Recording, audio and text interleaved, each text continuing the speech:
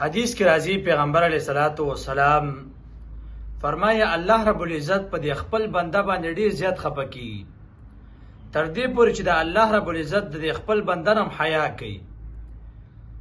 مخلوق له پکار دی چې د الله نه حیا وکړي، لیکن الله رب العزت دومره غفور رحیم ذات چې خپل بنده نه حیا کوي.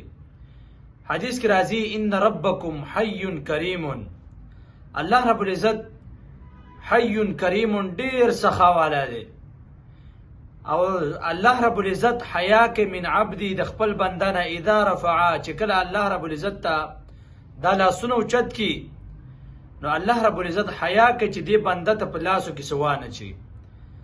مطلب دا چې الله رب العزت خامخا د دې انسان دعا قبلې. الله رب العزت د لاسونه بیرته خالی نه واپس کوي، الله ر دین حیا کې چې ګوره بنده ما ته لاس چوت کا، بنده زمانه دعا کوي ما رب غني او زه بیا هم د خپل بنده رسور نه کما. نو پیغمبر علیه السلام فرمایي دومره غټ ذات چې د ازمکه او اسمانونه پیدا کړي دا د خپل بنده نه حیا کوي او په بنده کې حیا نه وي، بنده نه شرمیږي، ګناه کوي پروا نه وي، نومي قسم ګناه کوي الله رب العزت سورسي دا بیا هم نه شرمیږي. دیو جنا الله رب العزت ډیر غفور رحیم ذات دی.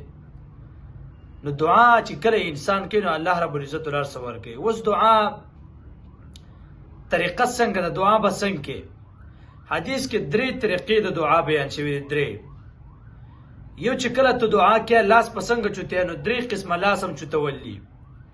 لاس حدیث کې درازي یو دومره